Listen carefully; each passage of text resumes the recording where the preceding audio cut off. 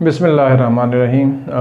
बिल्कुल इससे पिछली क्लास में हमने ये पढ़ा था कि फ़ाइनाइट वर्ब और नॉन फ़ाइनाइट वर्ब जो है हम किस तरह स्पेसिफ़ाई उनको करते हैं, और इसमें हम ये देखेंगे कि जो वर्ब फ्रेज़ होती है उसका स्ट्रक्चर क्या होता है, कैसे बनाई जा सकती है, उसके अंदर क्या क्या चीज़ें शामिल होती हैं जी।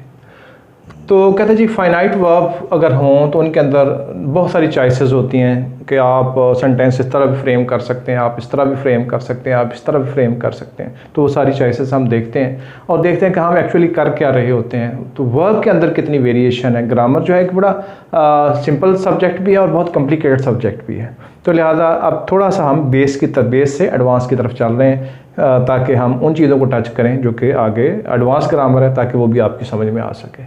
तो इसलिए मैं टर्मिनोलॉजी भी वही यूज़ करने लग गया हूँ कि फ़ाइनाइट है, नॉन फ़ाइनाइट है। तो जी फ़ाइनाइट वर्ब जो है उसमें नंबर ऑफ़ चॉइसेस क्या होती हैं वर्ब फ्रेज़ बनाने की। मतलब टेंस उसमें कोई हो सकता है, उसमें कोई टेंस होगा, यानी प्रेजेंट टेंस, पास्ट टेंस, कोई टेंस भी हो सकता है। किसके अंदर? वर्ब के अंदर। फ़ाइनाइट वर्ब फ्रेज जो है वो टेंस को शो कर रही है, किसी न किसी टेंस को ज़रूर शो करेगी। मिसाल के तौर पर अगर मैं कहूँ इट शोड तो ये पास्ट टेंस को शो कर रही है, अगर कहूँ इट शोज़ तो ये प्रेजेंट टेंस को शो कर रही है। तो इसलिए 12 टेंस है, इस 12 टेंसेस में कोई टेंस भी ये शो कर सकता है। उसी हवाले से हम देखेंगे कि वो टेंस को शो करता होता है। उसके अंदर मॉडल वर्ब भी कोई हो सकता है। मिसाल के तौर पर जैसे हम कहें कि दे कुड फाइंड, वो तलाश कर पाए, या दे फाउंड, उन्होंने तलाश कर लिया। अब देखें ये मॉडल वर्ब के साथ भी हो सकती है। देखें यहाँ पे मॉडल वर्ब के साथ हम इसको देख रहे हैं कि ये मॉडल वर्ब है और उसके साथ ये मेन वर्ब है, और यहाँ वो सिर्फ मेन वर्ब ही यूज़ कर रहा है।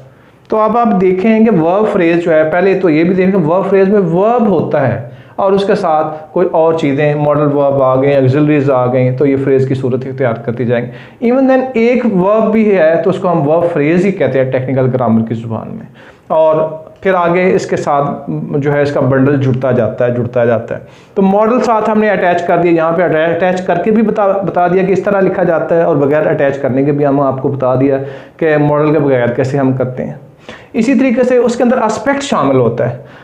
देखिए टेंस बेसिकली 3 ही होते हैं। जैसे रोज डे 1 से यही कहता आ रहा हूँ कि टेंस सिर्फ 3 है, प्रेजेंट, पास्ट और फ्यूचर। ये जो 4 आगे टाइप्स है ना कि ये इंडेफिनेट है जनाब, परफेक्ट है, कंटिन्यूस है और परफेक्ट कंटिन्यूस है, ये टेंस नहीं है, इसको हम टेंस का एस्पेक्ट कहते हैं।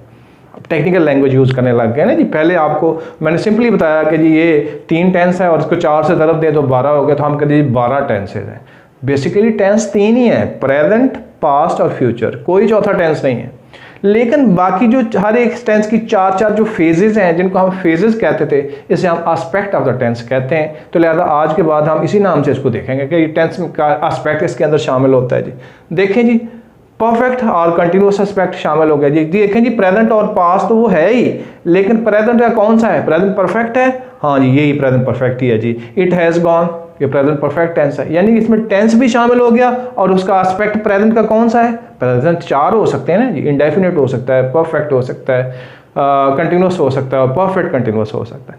तो अगर इस सेंटेंस को देखेंगे इट हैज़ गॉन, तो लिहाजा इसका मतलब ये है कि इसके अंदर प्रेजेंट परफेक्ट टेंस है, यानी प्रेजेंट है और उसका एस्पेक्ट जो है परफेक्ट है। इसी तरीके से मैं कहूँ इट इज़ गोइंग, तो टेंस प्रेजेंट ही है लेकिन एस्पेक्ट बदल गया। एस्पेक्ट कौन सा है? कंटिन्यूस, तो ये प्रेजेंट कंटिन्यूस टेंस है जी।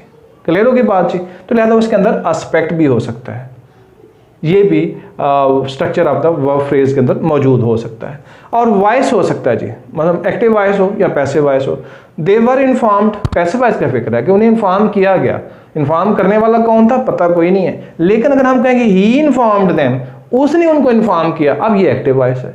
तो यानी कि इसका मतलब है एक और एस्पेक्ट जो है वो स्ट्रक्चर ऑफ द वर्ब में शामिल होता है, जिसको हम वॉइस कहते हैं। तो अगर हम गौर से देखें और गौर करें, और अगर मैं आपसे कहूँ कि किसी भी जो वर्ब फ्रेज है उसके अंदर कौन कौन सी स्ट्रक्चर के अंदर चीज़ें शामिल होती हैं, तो आप बता सकते हैं कि जी उसके अंदर टेंस हो सकता है, उसके अंदर मॉडल हो सकता है, उसके अंदर एस्पेक्ट हो सकता है, उसके अंदर वॉइस हो सकता है। ये 4 चीज़ें जो हैं वो वर्ब फ्रेज के अंदर होती हैं, वर्ब फ्रेज के स्ट्रक्चर में मौजूद होती हैं। इनमें से 3 हो सकती हैं, 3 का कॉम्बो बनाया, 2 हो सकती हैं, 1 हो सकती है, 4 हो सकती हैं। उसने ऐसा सेंटेंस लिखा जिसके अंदर 4 यूज़ किए हैं। लेकिन आपको किसी भी सूरत में सेंटेंस दे दे और कहे कि जी आप वर्ब फ्रेज इसको एनालाइज कर दें, तो आप इस काबिल होना चाहिए आपको कि आप उसके अंदर बता सकें कि जनाब ये टेंस है, ये मॉडल है, ये एस्पेक्ट है और ये वॉइस है।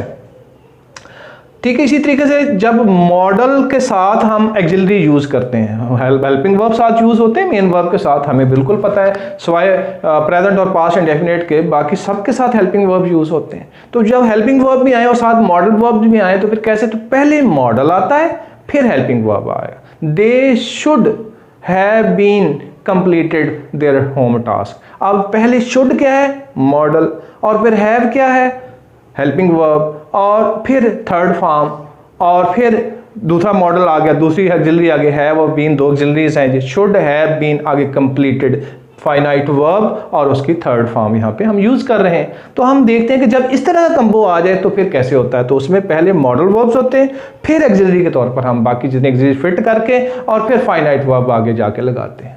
ठीक है जी बात। इसी तरीके से अगर क्वेश्चन फॉर्म हो तो डे वन से मैं यही कहता जा रहा हूँ कि जहाँ कहीं ऐसा कॉम्बिनेशन शो हो तो वहाँ पे आपने जो ऑक्सिलरी है, फर्स्ट ऑक्सिलरी है, उसी के बाद नॉट लगाकर उसको नेगेटिव बनाना है और उसी के बाद उसी को क्वेश्चन फॉर्म बनाने के लिए सब्जेक्ट से पहले ले आना है, तो क्वेश्चन फॉर्म बन जाएगी। Thank you.